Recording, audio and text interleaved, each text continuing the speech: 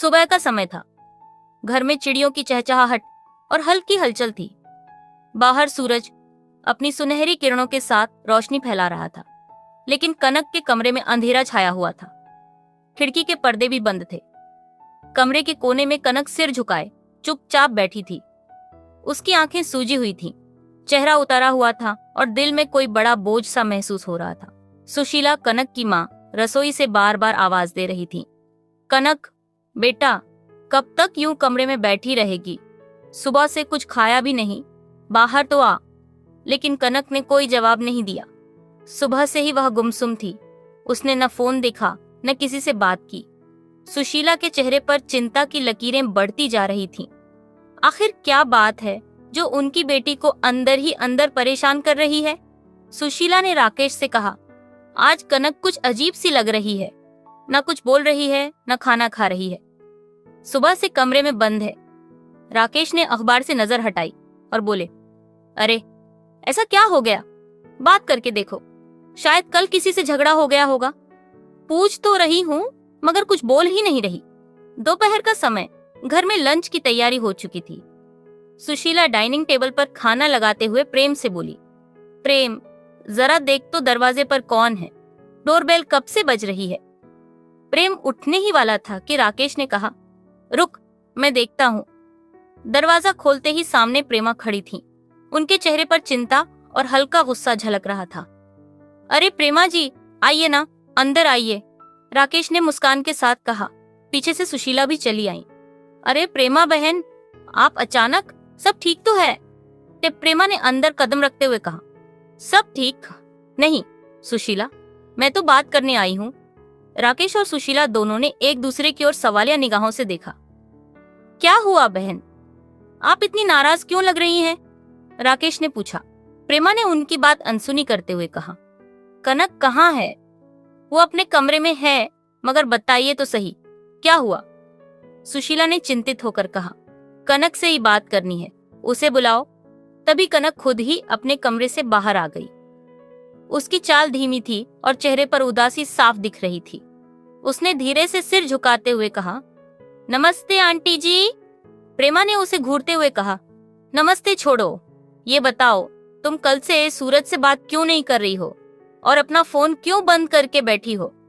प्रेमा की आवाज में सख्ती थी। कनक का दिल धड़कने लगा। डाइनिंग हॉल में मौजूद सभी की नजरें कनक पर टिक गईं।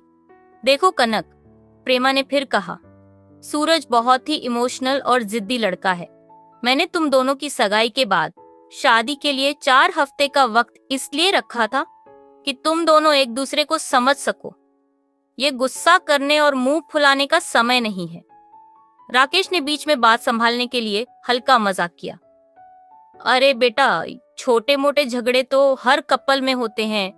हमें ही देख लो, तेरी माँ रोज मुझसे लड़ लेती है, फिर भी मुझे सॉरी बोलना पड़ता है। आप भी ना, सुशीला ने राकेश को घूरते हुए कहा। फिर कनक की ओर मुड़कर बोली, बेटा अगर कुछ हुआ है तो हमें बताओ, सूरज जैसा लड़का फिर नहीं मिलेगा। प्रेमा बहन सही कह रही हैं। कनक कुछ बोल पाती, उससे पहले उसकी छोटी बहन डॉली ने चुप्पी तोड़ दी। उसकी आवाज में गुस्सा साफ झलक रहा था। दीदी क्यों सॉरी बोलेंगी जब उनकी कोई गलती ही नहीं है? डॉली की बात सुनकर सब चौंक गए। राकेश ने डॉली की ओर गंभीरता से देखा और पूछा, डॉली ये क्या कह रही हो? डॉली ने ठहरते हुए कहा, कल रात सूरज जी ने दीदी को वीडियो कॉल किया था और उस कॉल पर उन्होंने दीदी से सारे कपड़े उतारने और न्यूड फोटो भेजने की जिद की। जब दीदी ने मना किया तो उन्हें अनपढ़ और गंवार कहकर बात बंद कर दी। कमरे में सन्नाटा छा गया। प्रेमा के चेहरे का रंग उड़ चुका था। तू क्या कह रही है डॉली? सुशीला की आंखें हैरानगी से भर गईं। मैं सच कह रही हूँ, दीदी ने मुझे खुद बताया। प्रेमा ने तुरंत बात को संभालने की कोशिश की। अरे ऐसा कुछ नहीं है, तुम लोग गलत समझ रहे हो। सूरज थोड़ा मॉडर्न है इसलिए मजाक कर रहा होगा। आजकल ये सब नॉर्मल है, सोशल मीडिया के जमाने में ये चलता है। कनक जो अब तक शांत खड़ी थी, उसकी आवाज अब पहली बार गूंजी। उसकी आंखों में आंसू थे लेकिन आवाज में दृढ़ता थी।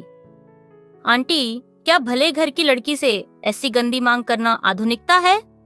अगर ये सब आपके लिए नॉर्मल है तो ये नॉर्मल, आपके लिए मुबारक हो। मुझे ऐसा रिश्ता मंजूर नहीं। राकेश ने प्रेमा की ओर हाथ जोड़ते हुए कहा, प्रेमा जी, रिश्ते की बात यहीं खत्म समझिए। हमारी बेटी की इज्जत से बढ़कर कुछ नहीं है। पढ़े लिखे होने का मतलब अगर ये है तो हम अनपढ़ गंवार ही अच्छे हैं।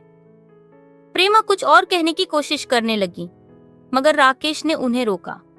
आपका बेटा पढ़ा लिखा होगा, लेकिन हम अपनी बेटी की इज्जत से समझौता नहीं कर सकते। प्रेमा निराश होकर सिर झुकाए बाहर निकल गई। सुशीला ने अपनी बेटी को सीने से लगाया और कहा, बेटा, हमें तुम पर गर्व है। तुमने सही किया। झुकना कभी मत सीखना। डॉली ने मुस्कुराते हुए कहा, दीदी, अब सब ठीक हो जाएगा।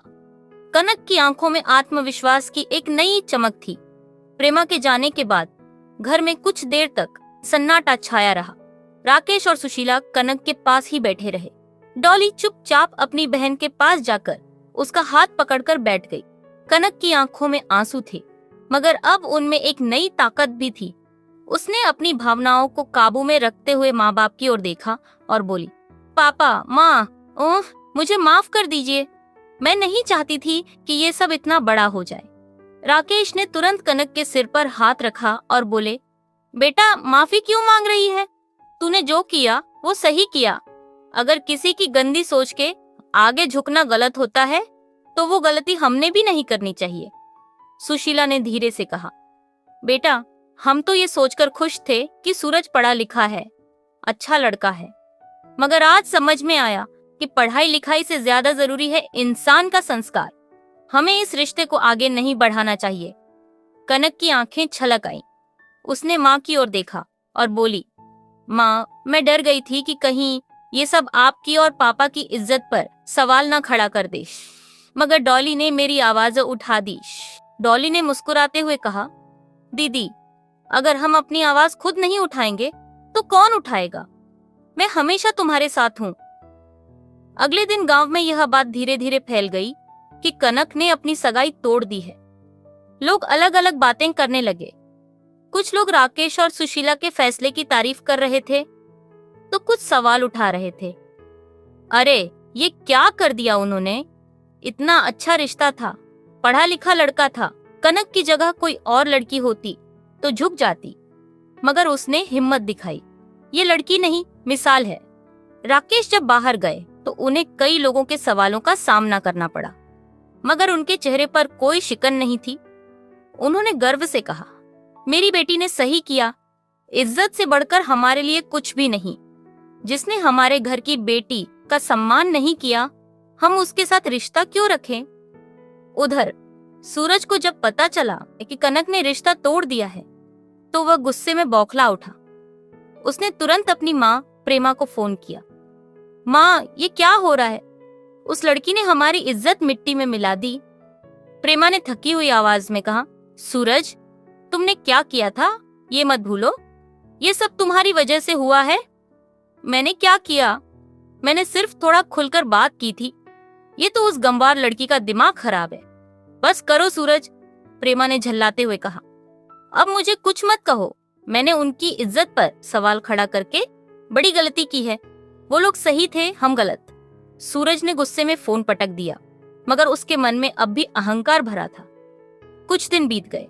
घर का माहौल धीरे धीरे सामान्य होने लगा था, मगर कनक के अंदर एक नई आग जल रही थी।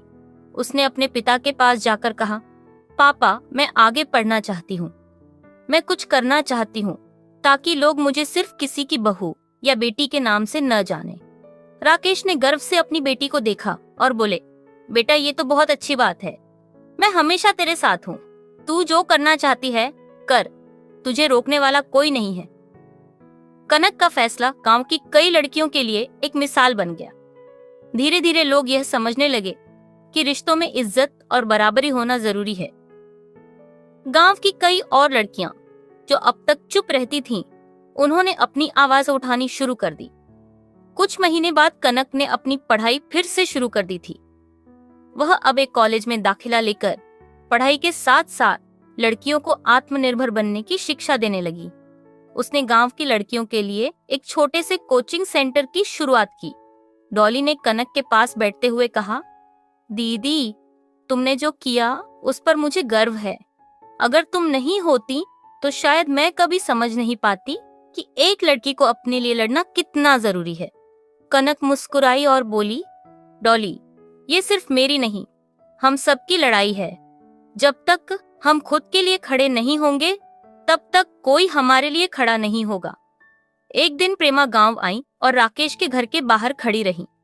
उन्होंने अंदर आने की हिम्मत नहीं की। सुशीला ने उन्हें देखा और बाहर आ गई। क्या बात है प्रेमा जी? प्रेमा की आंखों में आंसू थे।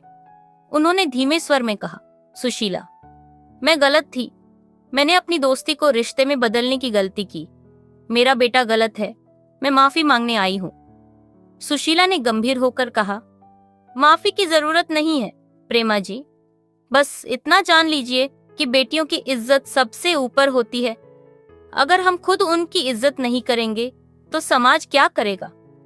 प्रेमा ने आंसू पोंछे और वापस लौट गई। कनक अब गांव की कई लड़कियों के लिए एक प्रेरणा बन चुकी थी।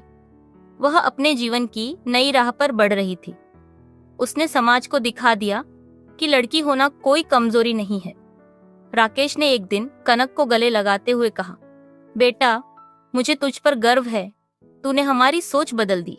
कनक मुस्कुराई और बोली, पापा, ये तो बस शुरुआत है। हमें और लड़कियों के लिए यह राह आसान बनानी है। डॉली ने हंसते हुए कहा, दीदी, तुम सच में हमारी हीरो हो। इस कहानी के माध्यम से यह संदेश दिया गया है कि रिश्तों में बराबरी और सम्मान जरूरी है। किसी भी परिस्थिति में लड़कियों को अपनी इज्जत से समझौता नहीं करना चाहिए। समाज तब बदलेगा जब हम खुद बदलाव की शुरुआत करेंगे। अगर आपको यह कहानी पसंद आई हो और आप ऐसी ही प्रेरणादायक और दिल को छू लेने वाली कहानियां रोज सुनना चाहते हैं तो हमारे चैनल को लाइक, सब्सक्राइब, शेयर और कमेंट जरूर करें। आपके प्यार और सपोर्ट से ही हम ऐसी कहानियां आपके लिए लाते रहेंगे। कल मिलते हैं एक नई कहानी के साथ। धन्यवाद।